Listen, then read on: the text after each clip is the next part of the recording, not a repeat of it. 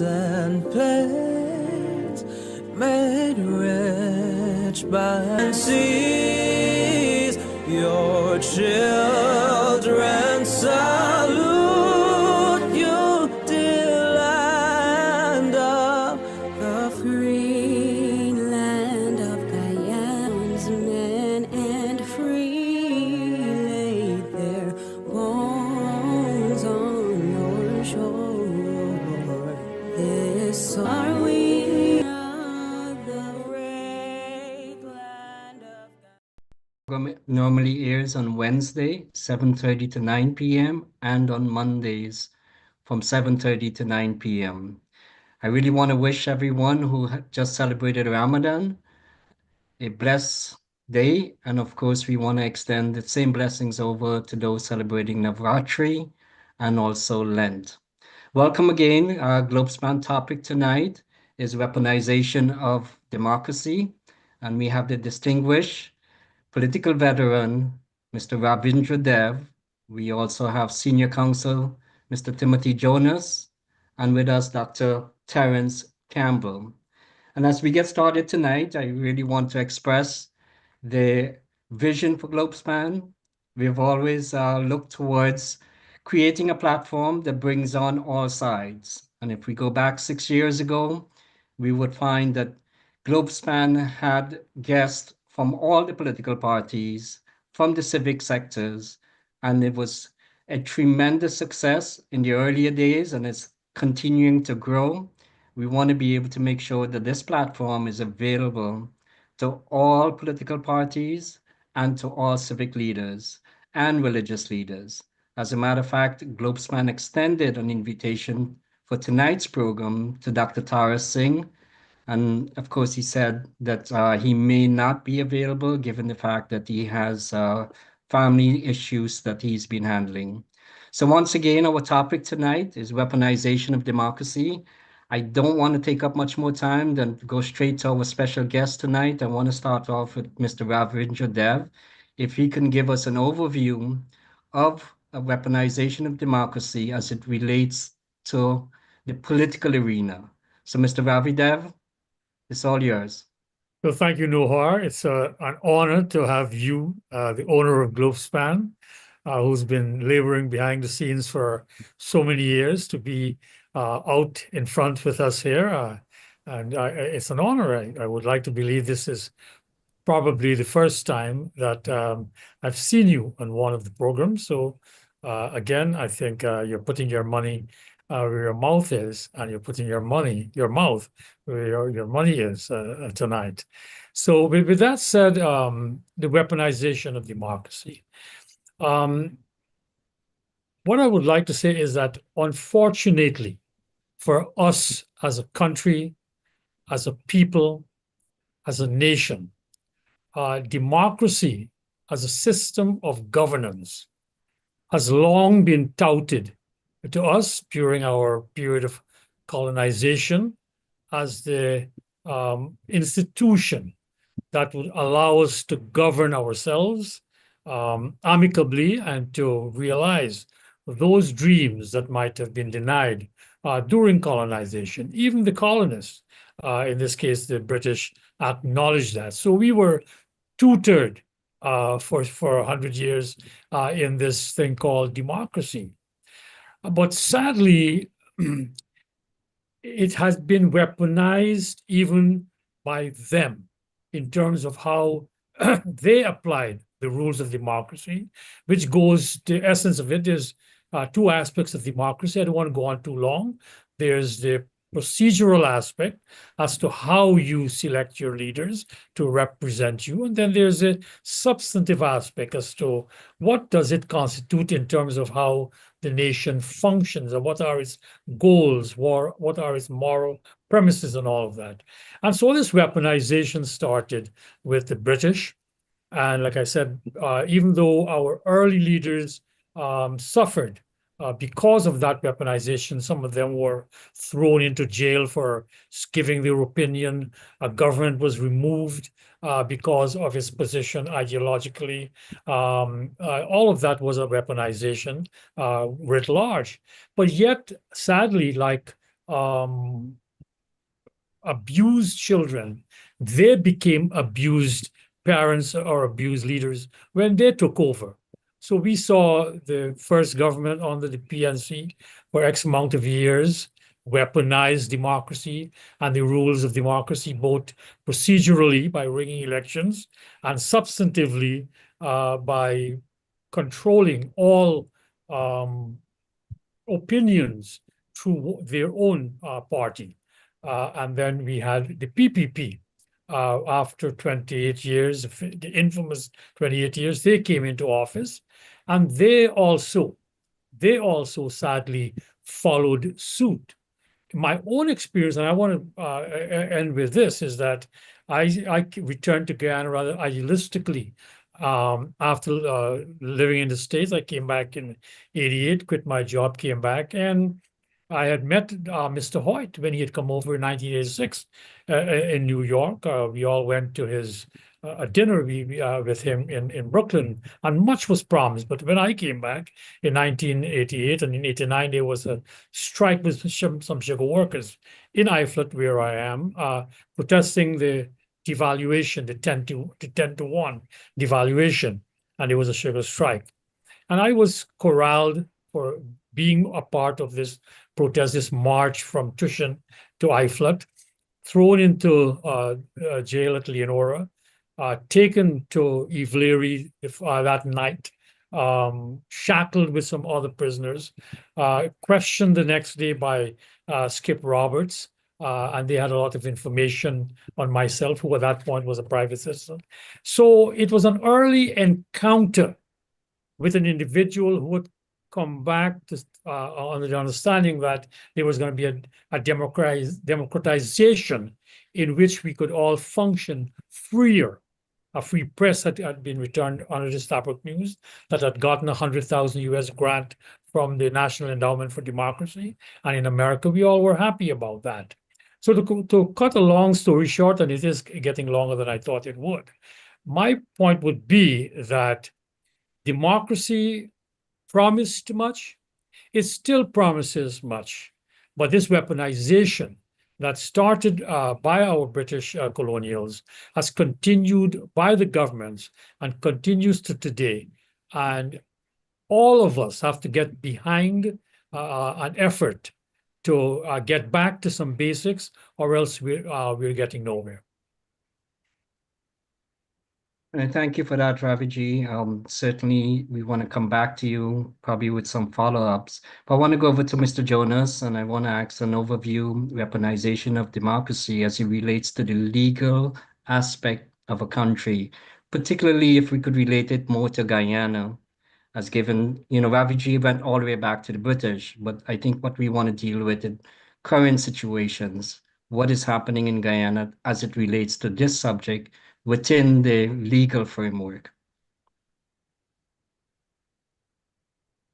Mr. Jonas, you're on mute. First of all, Nohar, it's very good to see you on the program.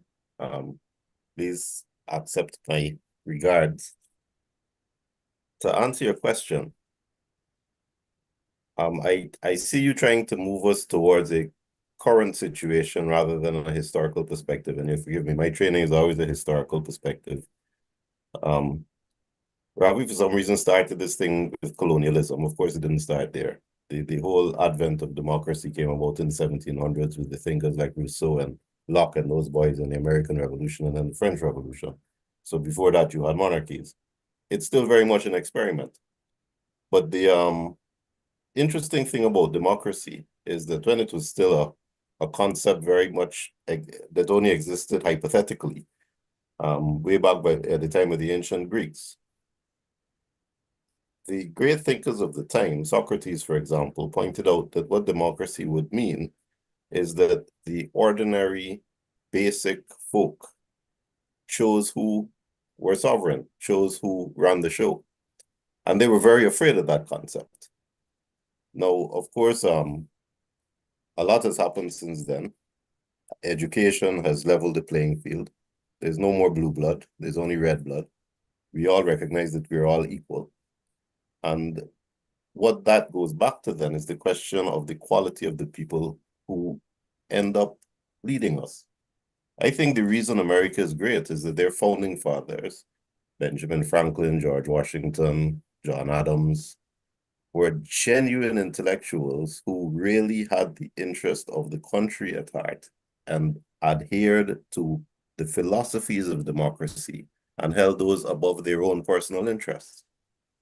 I think the reason that democracy has failed in Guyana is that the ordinary people who were put into power by the democratic process have never held the country higher than them, have always held their own personal interests as more important than the interests of the country. So we have seen rigged elections so that people can maintain themselves in power. We've seen economic corruption so that people can fill their pockets, feather their nests. We have seen the use of democracy for self-empowerment, for personal aggrandizement. And I think that's the stark difference between the American experience, where the founding fathers laid the foundation for greatness, and what we have, which is the use of the tools of power for self-promotion, self-aggrandizement, perpetuation of yourself in power, and conversely, to shoot down the other side. And that's what we've seen. And we have seen it in most aspects of our day-to-day social and political life. I got it, Tim. And yes, I was trying to move it in the context of what's happening today in Guyana. And I am the one that should be welcoming you guys on Globespan, but here you are welcoming me, Wappy Dev, and yourself, and I'm sure Dr. Terrence will express the same.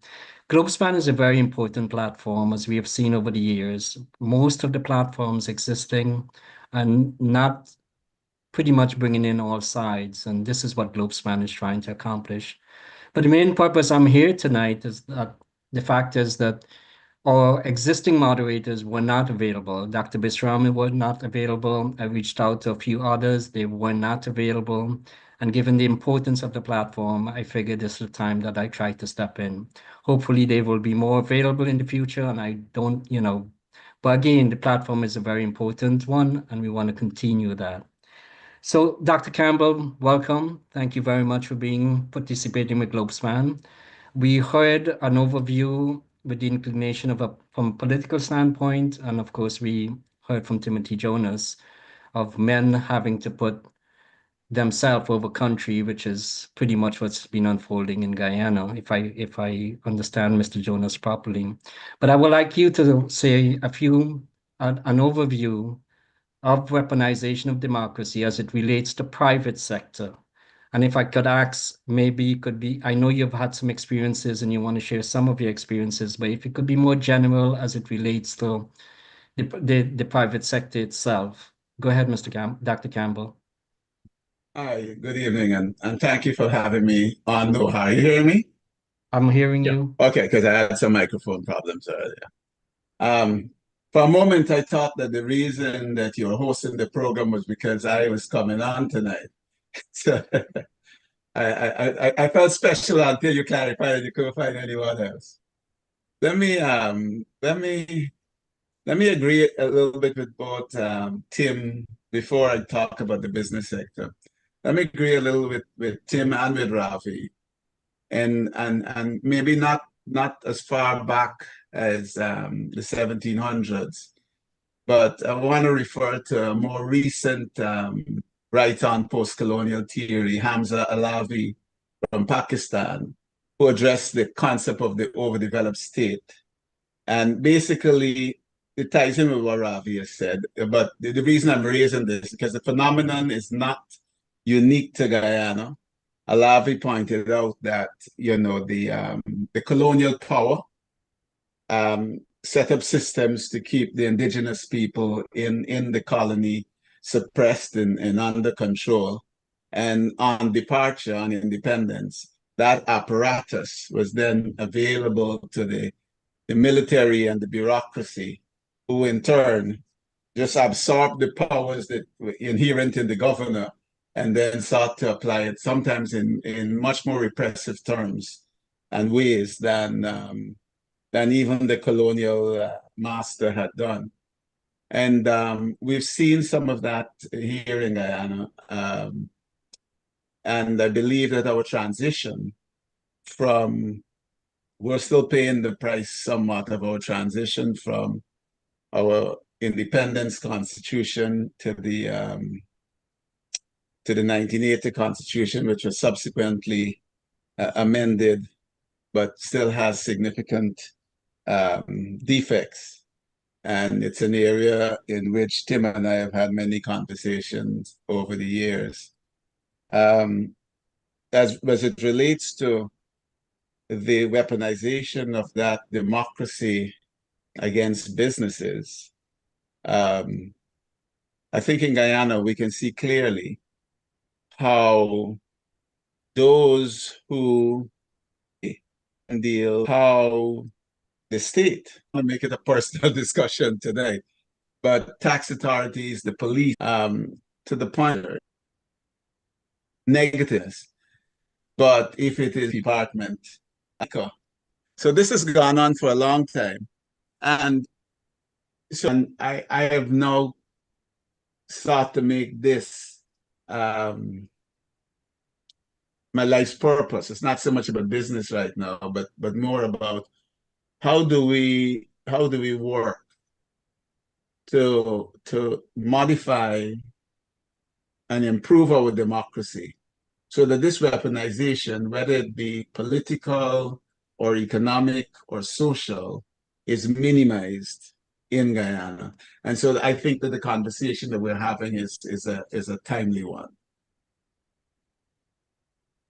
And I really want to pick up from where you just left off, Dr. Campbell. How is it that the people in Guyana can be informed to move forward in a much more cooperative way, so we not eliminate, but certainly reduce any sort of victimization, be it political or in any other manner. So Ravidev, maybe you could just pick up there for just a couple of minutes. What would be your advice to the people of Guyana in terms of moving forward based on what Dr. Campbell just mentioned? Well, I think one of the things I think all three of us are trying to do here is to let our viewers understand that their actions are coming from somewhere beyond their personal, approach or their personal perspective. So in a word, what has happened is that the weaponization of democracy has become part of our political culture. All of us, when we act, we don't have to think through to the nth degree each time we move our foot left, right, left, right. After a while, you have muscle memory and it's done for you. Similarly, our culture that we have now imbibed and become imbued with, let us act in a certain fashion. So this whole weaponization of culture, and that's where I started from, colonial times to now, has gone on to where it has become part of our culture. And much of culture we take for granted. So when we talk about, the Barnum days and those PPP days, if you listen to ourselves, we are many times echoing our parents, those around us, and the words, even the intonation, come out a particular way. It's part of our culture. So when I returned after 20 years abroad from high school through college and law school and what have you, and came back to Guyana, I got together with David Icaries, who was running the Stabroek News, like I said, even before Mr. Hoyt. People talk about the democracy being returned to Guyana by 89 or 90. The fact that the National Endowment for Democracy gave David Icaries $100,000 American dollar grant in 86 to start a newspaper implied that as far back as 86, the Americans saw change coming. They saw change coming. The Berlin Wall hadn't fallen. Gorbachev hadn't started with perestroika, what have you, but the Americans saw something and David started. So when I came back, I got together with David and we talked about it. I started to write a column in the Starbuck News and talked about these ideas as Timothy talked about from an American perspective. That's where I literally grew up after high school, after A-levels in Guyana. So what we saw, and then so by 1990, when we saw an election coming out, I came out with a paper called For a New Political Culture, because I saw that in speaking to all of the politicians who were there at the time, I saw that they were reflexively acting in a certain fashion. So when I spoke to Mr. Hoyt, who I became very close to afterwards, he could not but help reacting based on how he was conditioned, his political culture.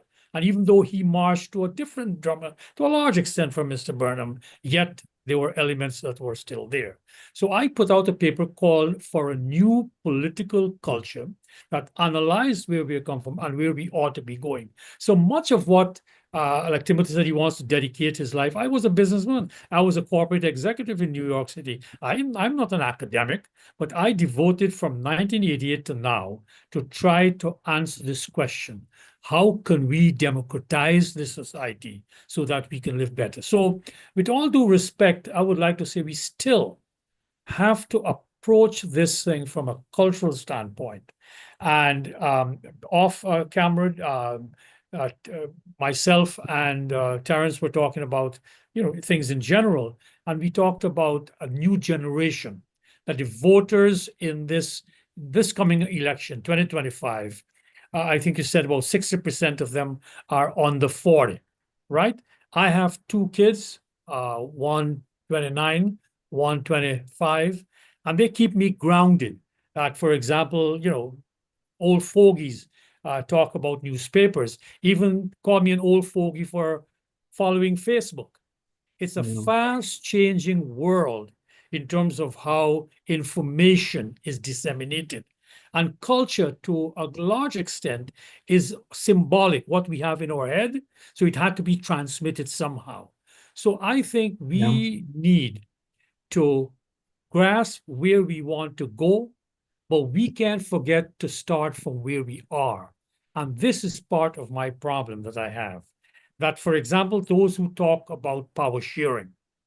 Since I came back, Dr. Jagan and myself held before 1992 tons of conversations.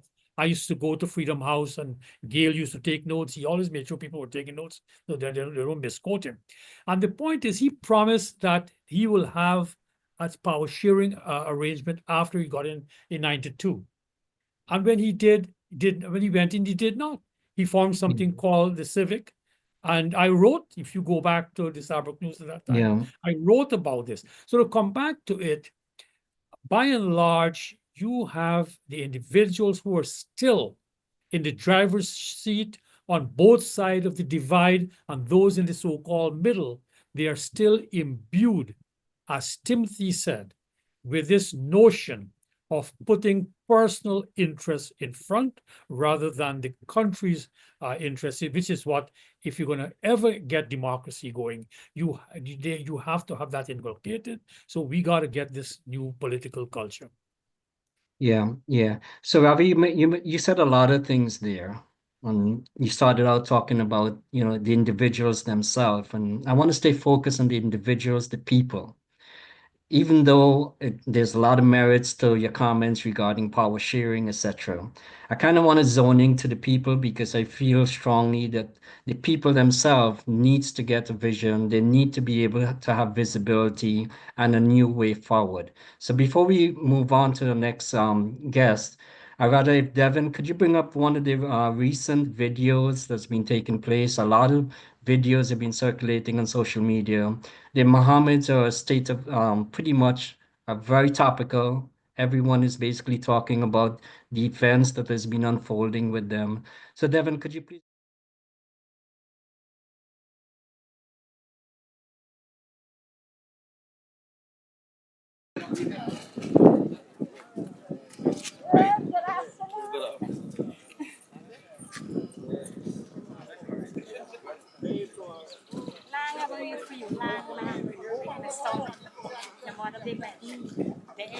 It is. Welcome to the next president. Yeah, that's a must.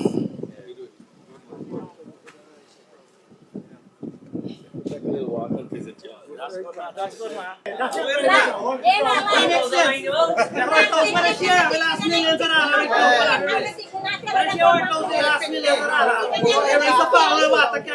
all. Millions and all, last. A race price can be last millions and all. What was it? 4,000 can do that. You want to take down my run for people sleep so now? Watch out if you care about news. Now you got to take down What's your head PPP. People Punishment Party. And you get to see about continue. You understand? Continue. That's it. I promise it's a comfort. Yeah, my apologies. I think the wrong video came on stream there. Devin, if you could just pull up the other video that we talked about. But Timothy Jonas, I will call you up next to sort of comment on this. And this video really display the state of affairs in our country as it relates to the political arena and also in the social arena, because it really is a video about, Azharuddin Mohammed. He has not declared any candidacy as such, but out there reaching out in communities with outreaches. But yet the sort of response that he's been getting clearly brings into question our behavioral pattern. And I really would want you to kind of speak to the people and give them a direction of where we should be heading when it comes to these type of behaviors. So Devin, do you have that video? Yes, 1 second.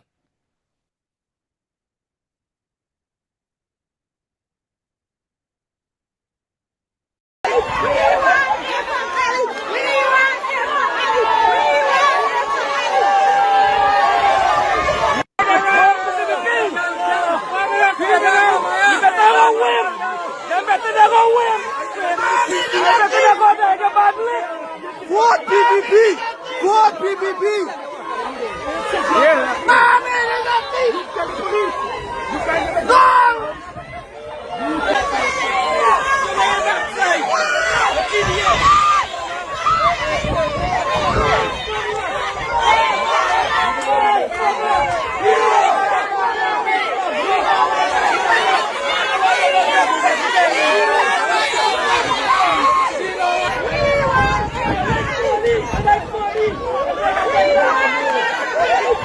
Sorry, the audio is not coming too clear on this one.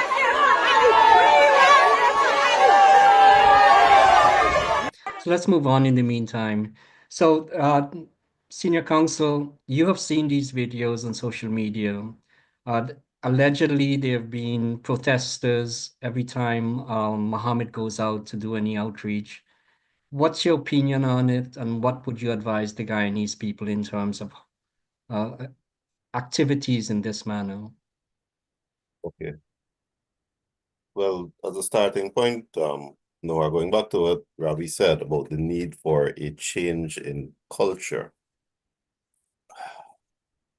I've heard that said too much, and the hope for the new generation. I've heard that said too much.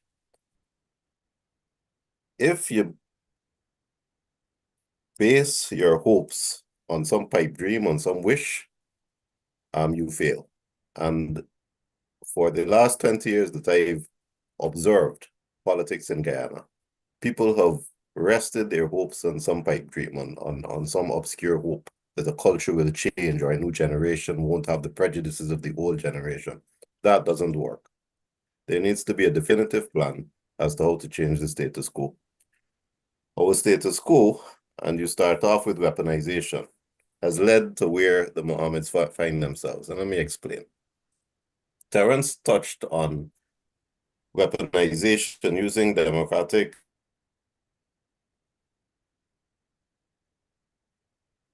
state to hurt people in their pocket. But it's more than that, and it cuts two ways. Because you don't just attack your enemies, you also try to help your friends and family and yourself. So let's give some examples. And I know that the crowd of supporters, the loyalists, will shout this down. But the truth rings true, and everybody recognizes it. So let's go back and think about our experiences in Guyana. When the government changes, every single board and every single commission, whether it's GPL, GAIWA, Central Housing, the energy agency that gives you your petroleum import licenses, the Guyana Gold Board, they change. So the new government puts their friends into positions of power to start handing out licenses and giving favors.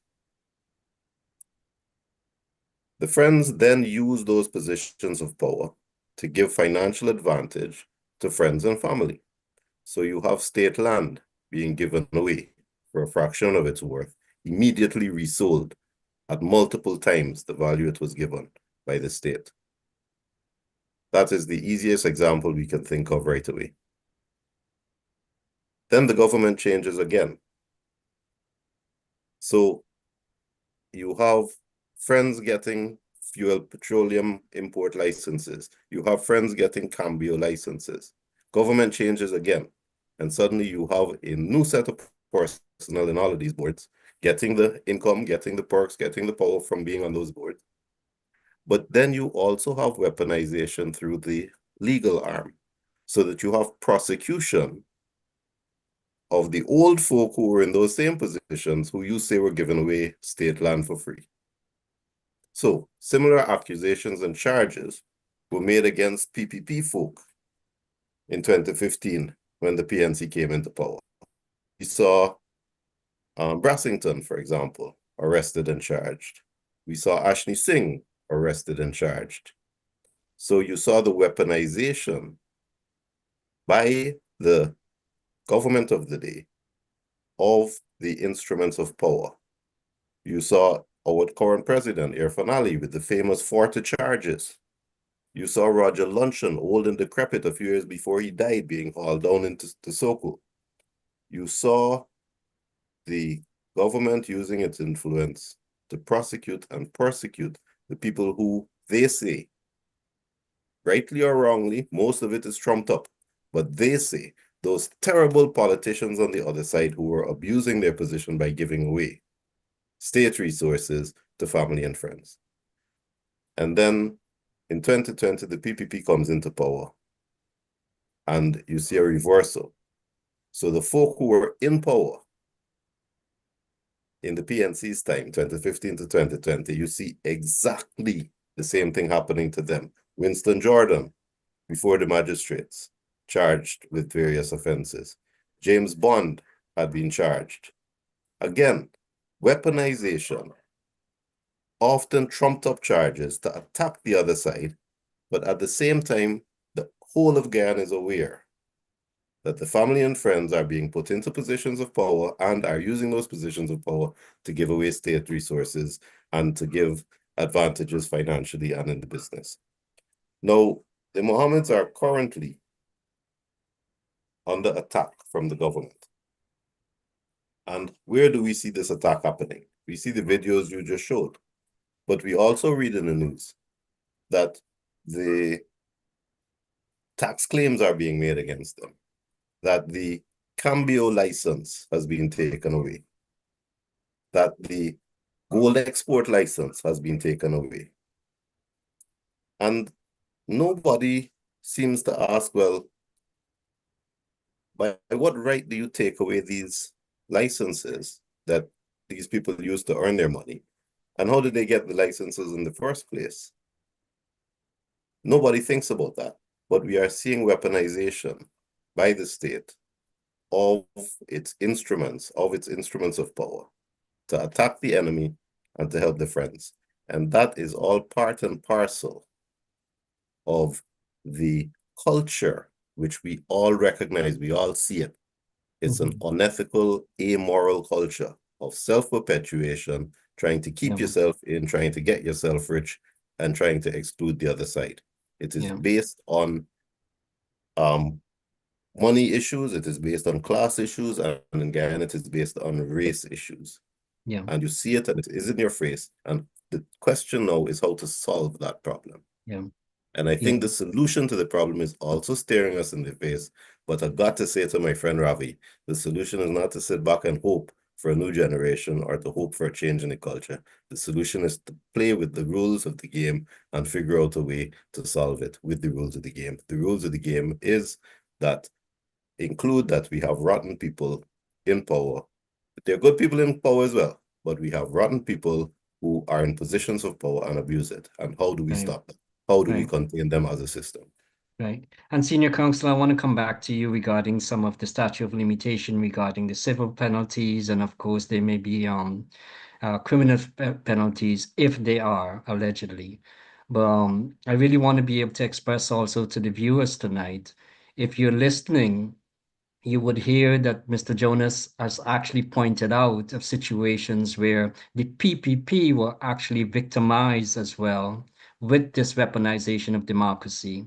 And on the flip side of the coin, we may be seeing the same from as we are looking in today's date. So this program is really the importance of having all sides and showing it from the different angles could only help the people of Guyana to get a clearer picture and a visibility from all areas, not just one side. And that's what Globespan really stands for. For the life of me, I can't understand why is it that someone would only want to listen to basically just their side of it if they're genuinely looking towards resolving issues. And for us at Globespan, we feel strongly that changes can come. However, we must look to make those changes from within first before we could affect change from the outside. So having said that, I want to move on to another video and then have Dr. Campbell sort of comment on this video because this is what where we at, Dr. Campbell, the state of affairs. Election is supposedly going to be this year. It has not been declared as yet. But it seems as if we are moving into that mode. And if we are moving into that mode, based on what you would see in this video, how can you advise the people of Guyana in terms of making changes before it deteriorates further and we continue in the spiraling downwards? So Devin, could you move to that video, please?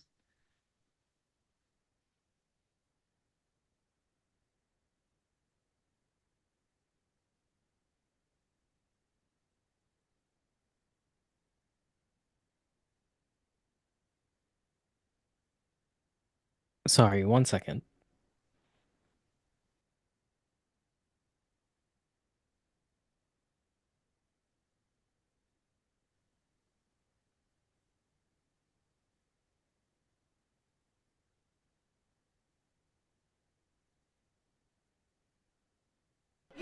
Where you guys in picture? Yeah.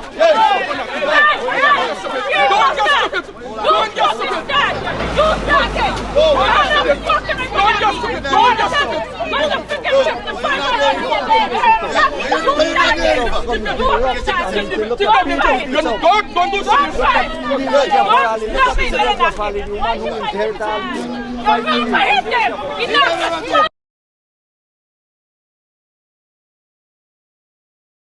Campbell, I think you that little clipped in the video. If this is where we are now, as we get closer into the election, what are we to expect, and how can you be able to give some advice or make some comments so that we could change the trajectory in where we're heading?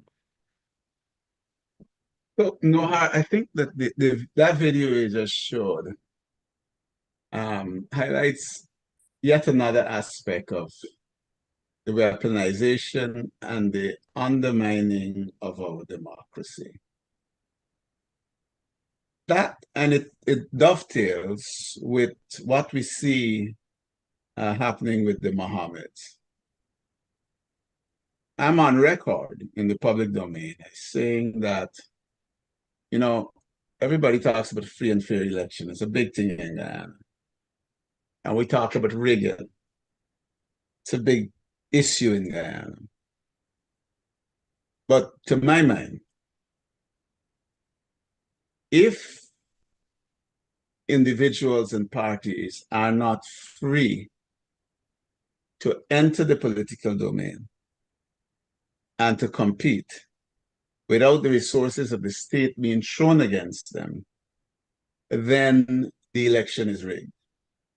I take a much broader concept of rigging. It has nothing, my concept of rigging is not limited to what happens on election day and totaling the numbers and any jiggery-pogery or shenanigans that take place, with the ballot boxes. The run-up to the election must be free and fair and free from fear. In that particular incident, the female was the aggressor and the PPP supporter. But for the availability of that video, or the victim would have probably been before the courts, because he was promptly, resources of the state deployed to arrest him. I think he was put on station bail, and the only reason he was placed on station bail was because of the video. But if it were not that video, the full force of the state would have been deployed against him. We've seen numerous instances of the Mohammeds, and I hold no brief for them. But we've seen numerous instances of the Mohammeds doing what we call, and I guess Rafi will appreciate the term, their groundings around the country.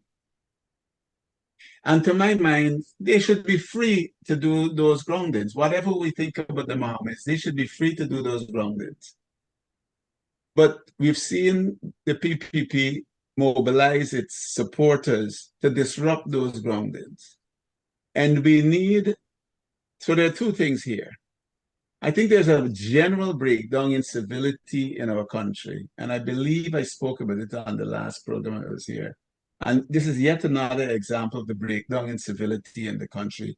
And it starts all the way from the top. We have a very abusive culture. So what we saw there is a part of that abusive culture that has been allowed to foster and that is growing. And we do not have leaders. Our leaders tend to turn a blind eye to that abusive culture. I think our leaders must have the courage to come out and say, not in my name, not in my party's name, not in the APNU's name, not in the PPP's name. We're not seeing that. We're not seeing our leaders speak firmly to those situations. Maybe if they want to protest at a grounding of the Mohammeds, they could stand along the road with their placard. But the noise and the disturbance, it's unacceptable. And then it's unacceptable when the police is being deployed to the benefit of the disruptors. And with that in place, I say that a free and fair election in Guyana is on the threat. And going on, as we on the Mohammeds, and again, I'll repeat, I hold no brief for them. Timothy is an SC, he can hold that brief. But let me say that at the time of the import, we've seen a tax issue. I'm not going to speak to the sanctions because until recently, nobody in Guyana knew exactly what the sanctions are about. But I will speak to the tax issue. From when those vehicles were imported, anybody who is following what is happening in Guyana would have understood that there were some issues with the valuation. And I went onto Facebook and I pulled up a post by a customs broker from 2020, I think it was, where he was talking, laughing, and he's saying, is a Lamborghini less than a Land Cruiser in price? This was known. Yeah. The authorities knew this. Yeah. I am not supporting undervaluing anything. Right. I'm saying the authorities knew this. But the reason it has become an issue is political at this point. I'm not supporting, I will not hold a brief for the Mohammeds. But again, And the Mohammeds are not singular Right. of cases where there has been undervalue. Right. But the other cases will not be addressed because those people are not standing in opposition or challenging the government of the day. Yeah. Yeah. Who I think it might have been Tim who said the whole of Guyana, or either Tim or Ravi, is aware of some of these things happening. They're aware of corruption. They're aware of favors being granted, and what has been done by both sides. The taking Ashley Singh and Winston Brassington, charging them, and on the other side, James Bond and Winston Jordan. First of all, let me say, and I think I'm on record saying this, some of these things should be examined for pursuit of civil suit. Yeah. Yeah. It is funny, and you can tell what the idea is in the government of the day. Because I don't recall, and Tim might be able to correct me, that at any point did the government of the day file a civil suit to try to recover the money from misfeasance or malfeasance, whatever. I don't think I've ever seen it in Guyana. It's always to the criminal side of it, to put somebody in jail, to bring the full brute force of the state against individuals.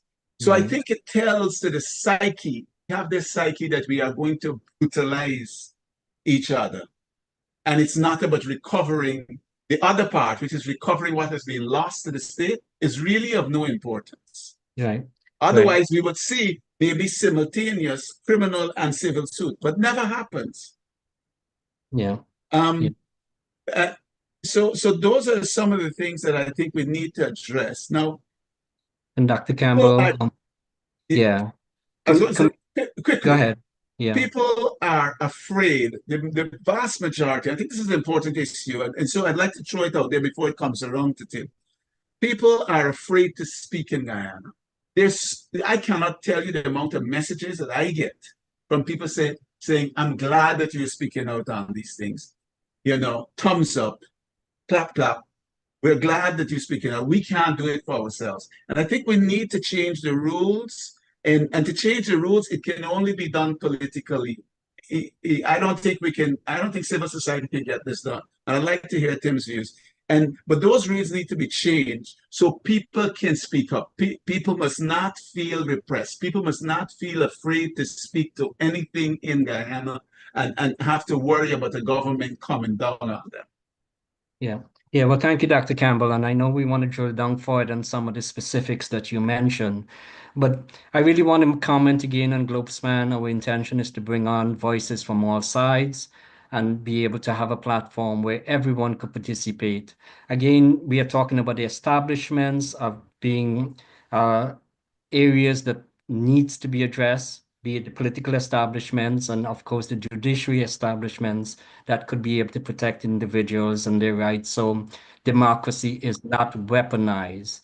But Ravi, I know I want to go to Tim on some legal issues, but I want to come back to you. I want to ask you, Ravi.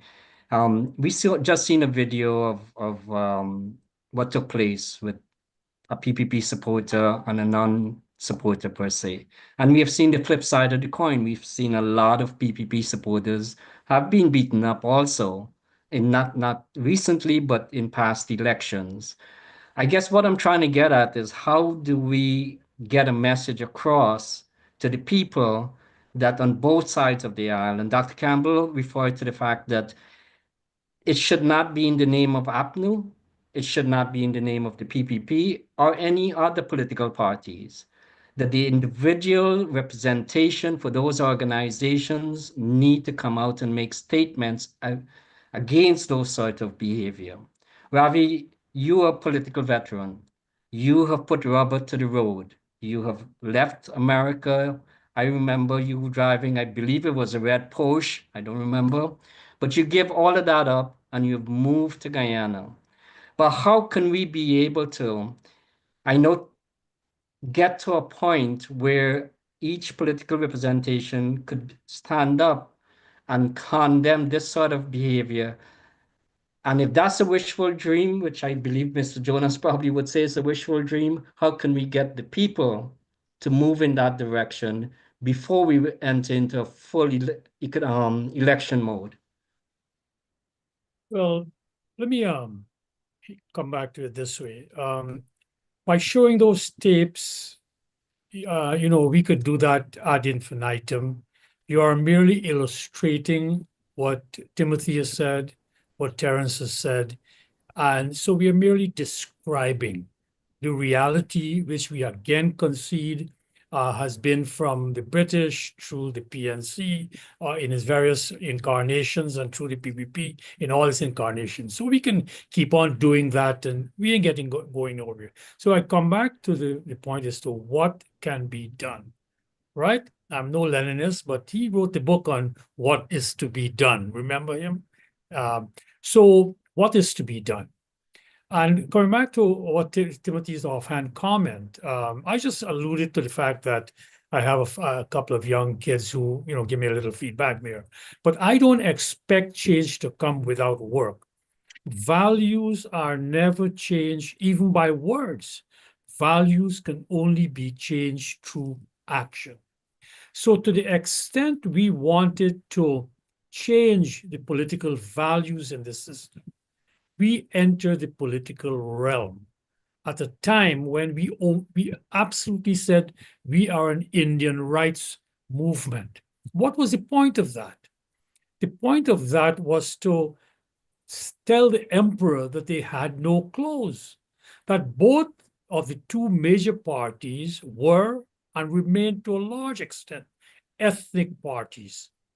But they play this game of tokenism and therefore they get away with talking about multiracialism. What does it mean? Every supporter out there of each of them know when they speak to whom they speak, and they respond appropriately. They know that. So we got to quit this descriptive thing of goateeing the same thing again and again and again. And I'm not sure if Timothy knows what goatee is. I think Terence does, coming from Esquimalt. He knows about how you goatee Dal. And the point is, though, that joking aside, it's a serious business. What, for example, in my own experience, because truth comes out of your own experience, we tried to talk about the politics and act the politics. Where, for example, I sat down in 1999 with a young David Hines and said, well, why don't we go on a platform together and we can speak to both sides when all hell was breaking loose. Not at that time, it wasn't Buxton yet, but about 30 Indians were being killed and kidnapped and what have you. So we went out there. We tried to take the politics to a level where we spoke very closely to the WPA. We tried to put our money where our mouth is. What we found, however, is that the ethnic pull in Guyana is so strong that unless you have political weight behind you, it's not going to change. And that's where we come to the two major parties, that they have to initiate change in some way, shape, or form. To come back to where we started in 1990 with that paper for a new political culture, I went to the PNC. Malcolm Paris was chairman at that point. And I said, why don't we have a conference of all the parties in Guyana to discuss this new political culture? There weren't elections yet. They agreed. PNC agreed. I went to Dr. Jagan, put it in charge of Roger Lunch and says we agree. And you know who turned it down was the WPA. They felt they had resolved the ethnic question because of the crowds that Walter had drawn 20 years before. It wasn't. And 92 proved that. So again, we come back to how it's going to be done. It has to come through action, and I don't see it happening from outside the major political parties. So this is where, and I'll throw it out to Terence. He has been touted as a potential candidate within the major opposition, right? I believe that he as an individual has an opportunity.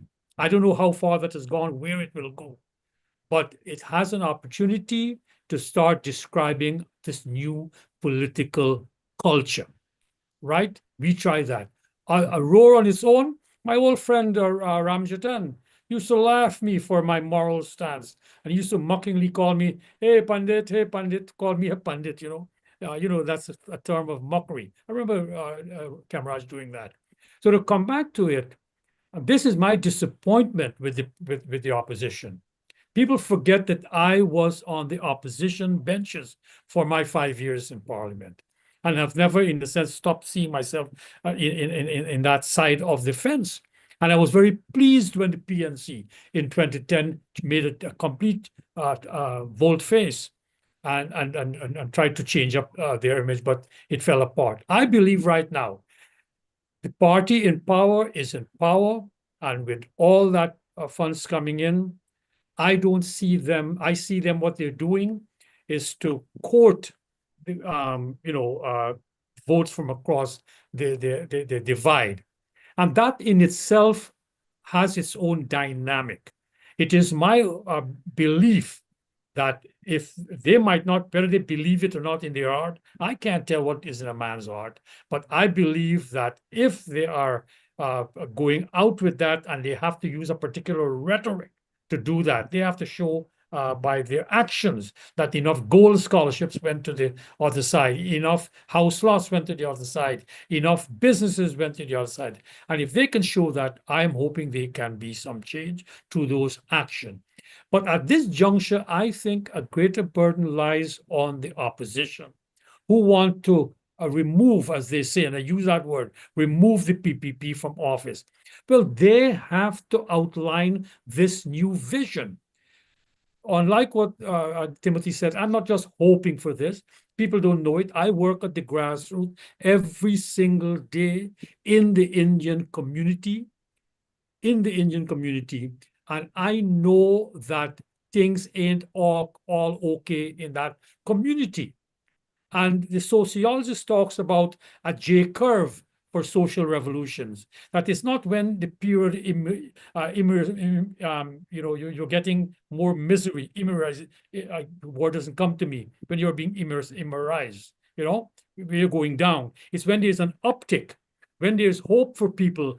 Then they began to say, you know what, my life is not turning out as good as it is. And I believe we are on the cusp of such a moment. And I think the opposition should get its act together, outline this new political culture that we're talking about.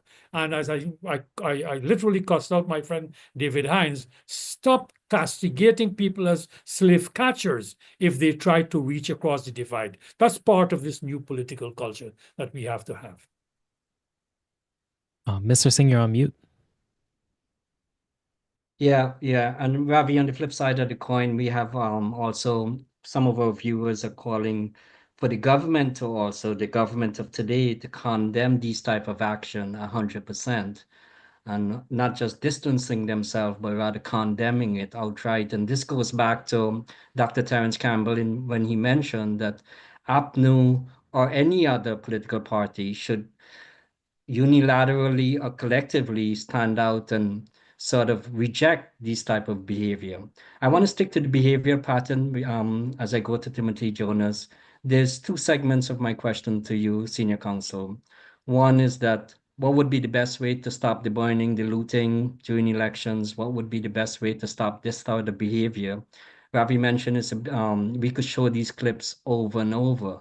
But these are things that are happening over and over. And until we address them and start talking about solutions, they're going to continue over and over. That's one part of this segment of my question to you. And the second part would be, there are comments that came out after the Secretary of State visited Guyana. I believe the Attorney General mentioned about there's enough information now that may warrant charges. I believe he alluded to criminal charges. So I wanted, if you have any information on that, is there any statute of limitations involved? I don't know how you're going to accomplish those two sets of questions within 4 to 5 minutes, but please do try. Mr. Jonas, you're on mute.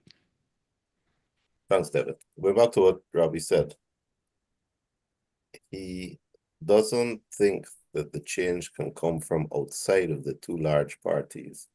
He thinks it has to come from within the two large parties. We're back to pipe dreams. And I'm sorry, Robbie, I fundamentally disagree with that position. The most honest politician that Guyana's had, and we're scraping the bottom of the barrel here, looking for honest politicians, I acknowledge, is Chedi Jagan. And you yourself have said that in 1992, when Chedi came to power, he immediately forgot any thoughts of power sharing because he then held the reins of power by his majority in parliament.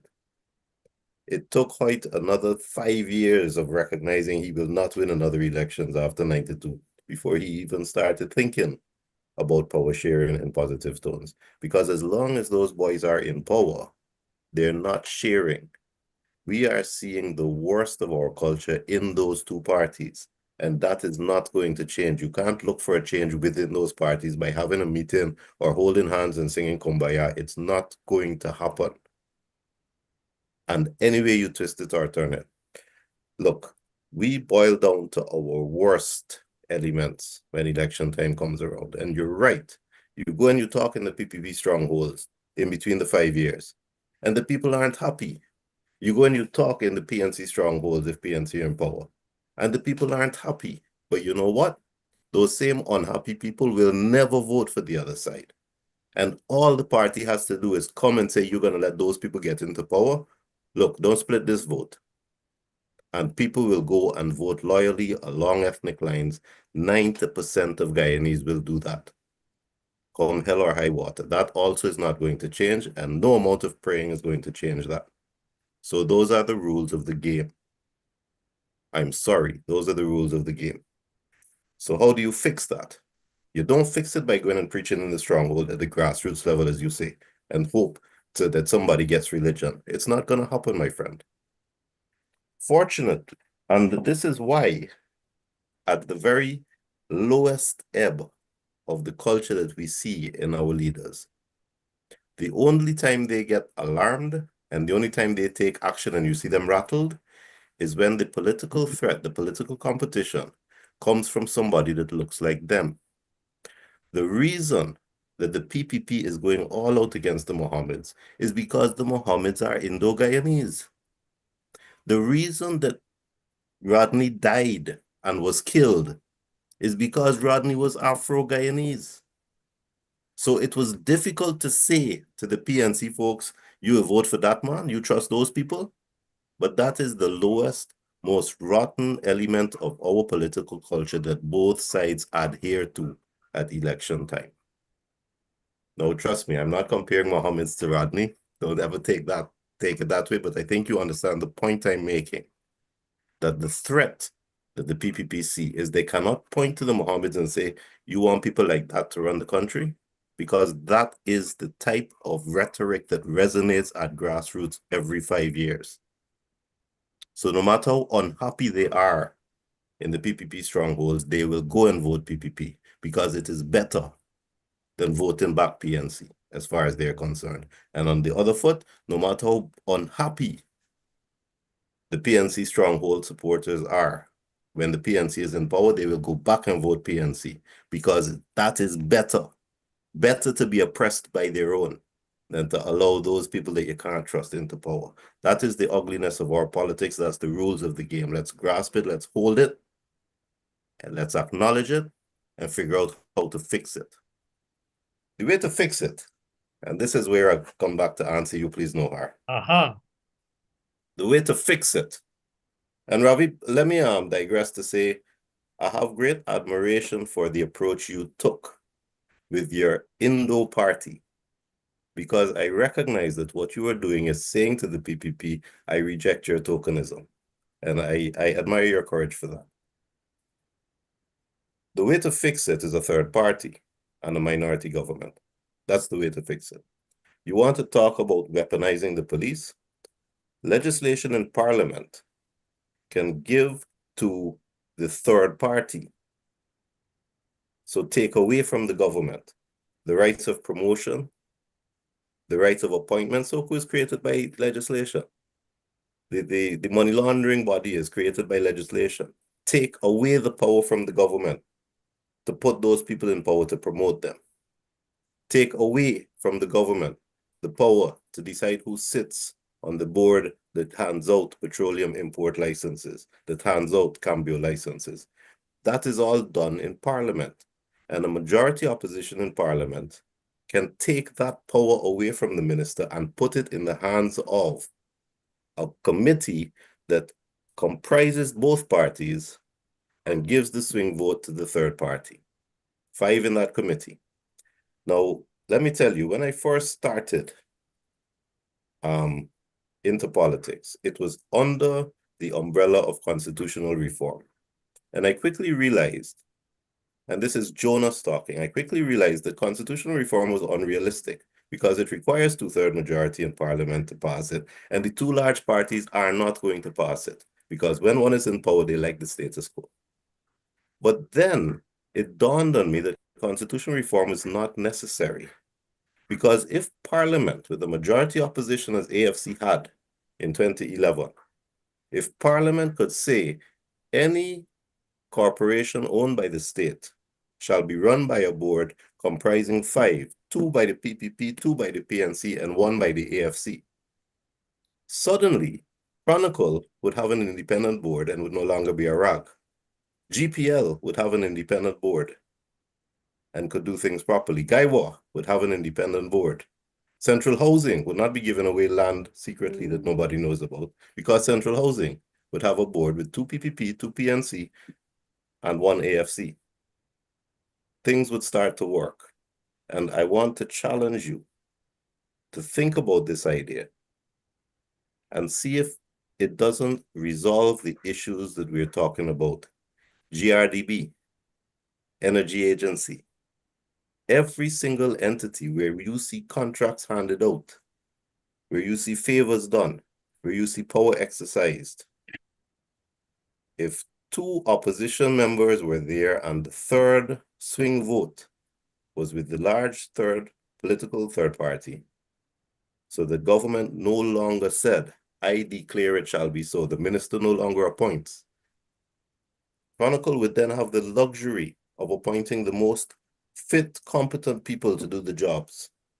And those fit, competent people, if they were subject to government sway, would be fired because 3 people on that board would say the minister told you to do that. That was underhand, you're fired. They would then have the luxury of doing the right thing in their job. And there would be no more weaponization of the state resources because the majority opposition on those boards would not allow it. So I challenge you to think about it and think about if it doesn't make sense. And if it makes sense, then the solution that I'm putting to you, and I hope it can be preached far and wide, a third party is necessary. Not a third party that does as AFC wants to do and seems to want to do again, form a coalition with the PNC to be subsumed again, hoping that they get enough independent voters to be lulled to put the PNC back into power. It's not going to happen. I'm not voting for them. But a third party that with determination and consistency says, we are not forming a coalition, we are here as the third party, so that whichever of those 2 large parties wins, they are a minority in Parliament. They must not control Parliament. And I want to suggest to you that is the solution. Mr. Singh, you're on mute. Viewers, again, you're on Globespan24x7, and you just heard Senior Counsel giving us his view in terms of ending of reducing weaponization of the democracy by bringing in a third party. That's his view. I wish we had a PPP person that could give their view, and of course, someone that represents APNU, Dr. Terence Campbell. He's from a businessman, very successful businessman, and I'm sure he would have some comments towards this as well. So, Dr. Campbell. Yeah, so I agree with Ravi on the need for a new political culture. And I disagree somewhat with Tim on a couple of issues.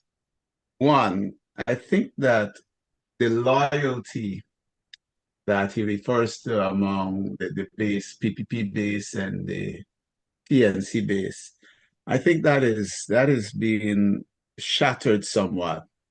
Ravi spoke about working daily in Indo-Guyanese communities and spoke to the fact that on the curve, some of them are, starting to ask how, my life is not really where it is. And I think that's also present in the Afro-Guyanese communities. And what we see when going back to Azruddin Mohammed, what frightens or what should frighten both sides, the PNC and the PPP, is that Azruddin Mohammed as a phenomenon is attracting Indo-Guyanese crowds and Afro-Guyanese crowds. And it's not just when he turns up with a Lamborghini. If you talk to them 2-3 weeks after, they still will tell you, we're going to vote Team Mohammed. And it's an issue that I don't think any of the established parties is paying serious attention to. And I'm venturing to say this because it's no secret that I'm associated with the collective opposition. I'm not a member of any of the two major parties in the opposition, but I'm certainly associated with their effort to try to recover power, to regain power. I myself, to a much lesser extent, have had numerous Indo-Guyanese reach out to me and say, in relation to whatever role I have or might have with the traditional opposition, you guys need to get your act together. We want to see a strong opposition. And I can't say that they will support with votes, but they've offered to support with financing.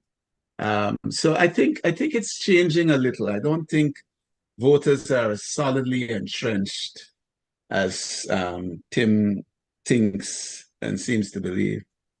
And Ravi mentioned I being a potential candidate, long shot.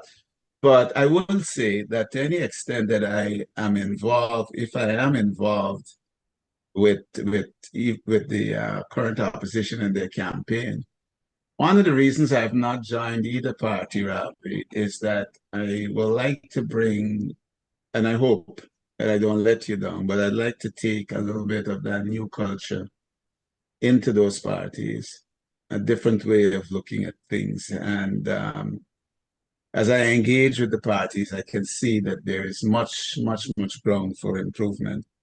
I support Tim in relation to the appointments and on another show that was widely viewed, I spoke about the appointment of the Commissioner of Police and other senior people. I do believe that, this is my own personal belief, that this should be organized through Parliament. Like the Commissioner of Police, when the vacancy arises, should come before Select Committee in Parliament, maybe the top 5 guys, actually lay out their plans. What are the current problems with the police, crime stats? How do you aim to fix it, and so on? And then Parliament should make that decision. I believe in taking it away from the government, but I'm not sure that Tim had the methodology that I had with the Select Committee of Parliament in a public hearing, grilling them, similar to the American system. Again, on Tim's last point, I differ slightly because he says there's a need for a third party. And I believe, and I don't disagree with him. In fact, we once tried to get a third party together. But I do believe constitutional reform is necessary. Let me give you a simple example why I do that. There's this bifurcation between Tim and I. I remember when the NRF Act, and I had no idea how involved I would be with the NRF years later.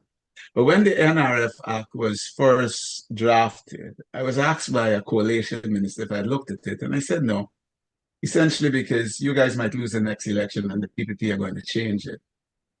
And so with Tim's approach of a third party, we can't assume that at some point the situation will not change, and then we have a party that is no longer a minority government. And at that point, all of the good thing that Tim wants to see implemented can be easily undone. And we've seen that happen from one NRF Act with some changes. It had some improvements, some things got worse, and then we had a subsequent amendment where the rates of depletion were increased. So that's just one example of how things can change from one administration to the other. And this static of always having a minority government may not exist. I think that if the third party comes in and we have a minority government, then the third party can exercise leverage by withholding support for budgets and so on to force constitutional reform, to entrench just the things that Tim wants to see. So there is that slight, we share the same goals, but different roads to achieving those goals. Yeah. And thank you, Dr. Campbell. Thank you. So viewers, we at Globespan was trying to sort of extrapolate from this topic, weaponizing of democracy, some sort of a behavioral pattern or some sort of setting a stage as we head into election mode, what we should try to avoid, and sort of inform the people that, look, these are the things, as Ravi has mentioned, has been going on perpetually over and over after every election. Some of the takeaways from this are that changes, as per senior counsel, he felt strongly that the changes are not going to come from within the current establishment. The changes will, because of the racial dividing voting, and also changes will need to come from legislation as well. And given the fact that the both sides pretty much are not the only part of the solution or may not be the solution. So essentially, I wanted this program to be more about informing the people, sort of synthesizing them towards we are heading into election mode. What we've seen in Berbice last week should not be the case. What we have seen in the past with the burning and the looting and the beating up of people from any other side should not be the case. And how can we be able to get to an election where it is based on the issues on hand and move away from some of the things or all of the things that we have been doing in the past. So we are just down to about just 9 minutes to go before program ends. And I'm hoping that Ravi Dev could sort of summarize within 3 minutes, each one of you within 3 minutes each, extrapolate from this discussion, what is it you would like to share to the people of Guyana as we go into that election mode? It is said that there is nothing new under the sun. And I'd like to remind Timothy that between 2004 and 2006, I played a part in defining what is called a center force. Explicitly, not a third party, but a center force, that force should be between the two behemoths. And in that grouping for 4 years that we tried to sort out things was Rupert Rupnarayan of the WPA, myself from ROAR, you had Chetty Jagan Jr., you had Trotman, who had left the PNC, you had Ramjatan, you had everybody who was outside of the two parties at that time. And we went over again and again, and we pretty much set as the goal, Timothy, the same one things you said. And lo and behold, as they say biblically, the AFC was formed outside of what we were trying to do because they got backing from some American source. And so that even though, even after they formed, both Sheila and Ramjatan came to my home. Still remember them sitting downstairs in my living room and promised to keep the faith, to be between the two behemoths, to vote with whichever one of them had the policy for Guyana, to put Guyana first. We see how that played out. What was the denouement? So yes, I believe in theory the third force or a center force, as we call it, makes sense. But I really don't see it happening. And at this juncture, I believe that the two forces for the first time in our history is so evenly balanced because of the changing demographics. And this is why the PPP is running scared of these intrusions, because it doesn't take much. You don't need a mass movement. So coming back to what Terence is saying, I think that if, for example, right now, the political opposition could play its card right and jettison those who talk about Lekbati and all kind of stuff and talk about slave catchers and really reach across the divide, I think change can come, just as it did. If you go back to the press between 2009 and 2010, and if you see the cuss out I got for preaching to Robert Corbyn and the PNC to hold faith, to not come out into the streets. If you see the cuss down, Robert held strain and changed the PNC into a kinder, gentler party. And they were rewarded by getting into government eventually with the AFC. I still feel at this juncture, that's the way to go. And I think right now, the opposition doesn't have much time. Maybe it's too late, but I think that's the way to go. And I'm hoping that Terence can play a role there in that picture. Thank you.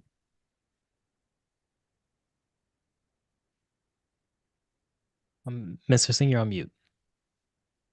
Yeah. Thank you, Ravi and Senior Counsel. Let's make it about 3 minutes. We're running out of time now. Okay, so you're asking me to close off, Noor? Yeah, just summary. 3 minutes. Okay. Yeah. I'm bemused at how easily my friends on this forum are conflating issues, and there's a flaw in their logic.